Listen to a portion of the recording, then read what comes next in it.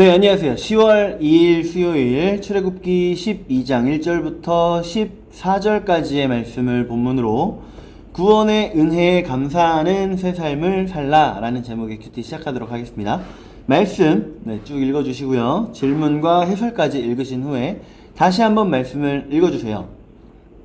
한 번이 아니라 시간 가능하신 만큼 읽으시면 되겠습니다. 그리고 나서 재생 버튼 다시 한번 눌러주세요. 잠시 일시정지하고 말씀 읽어주시면 되겠습니다.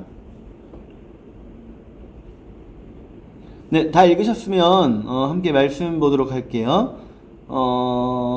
드디어 10번째 재앙, 10번째 재앙이 애굽에 떨어졌어요.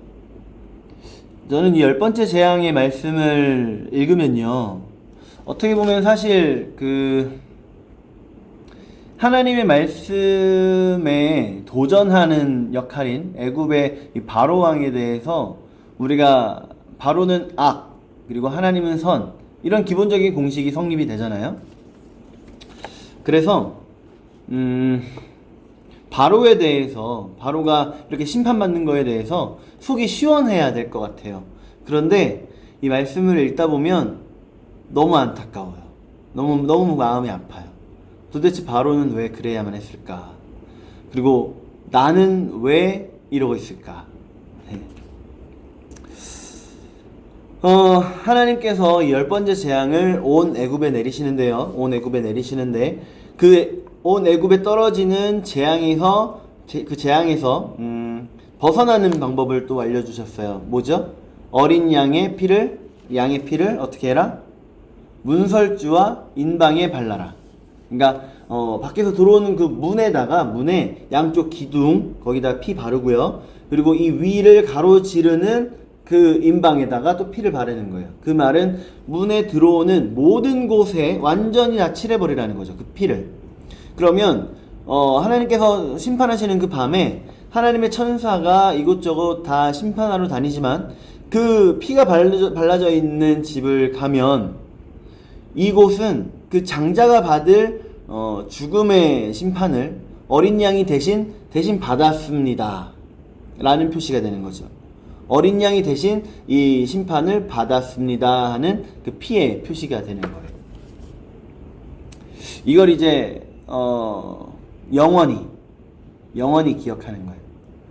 우리가 죽어야 했지만 우리가 아니라 그 어린 양의 피로 말미암아 넘어갔다. 어린 양이 우리 대신 죽었다. 이거를 영원히 기억하라는 거예요. 지금도 이스라엘 사람들은 이 6월절을 지키죠. 그런데 놀랍게도 그 어린 양의 정체에 대해서는 알지 못합니다. 어린 양은 우리 예수님인데,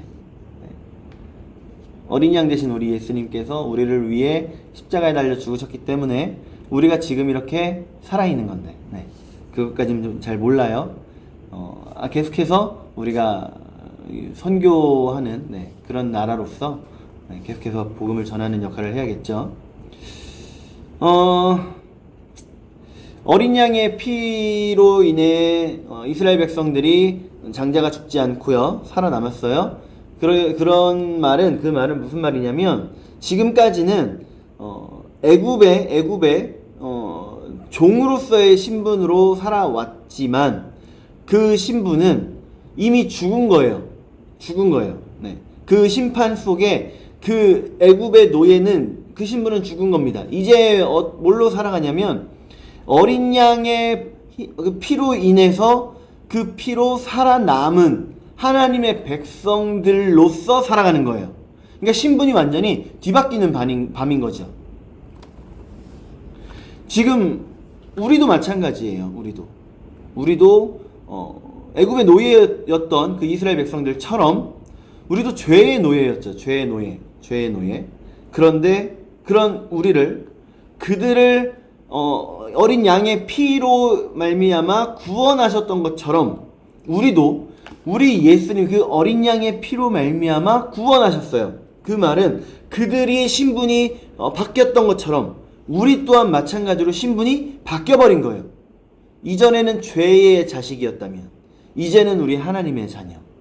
이전에는 우리가 지옥의 백성이었다면 이제는 우리가 하나님 나라의 백성으로 네, 완전히 그 신분이 바뀌어버리는 겁니다.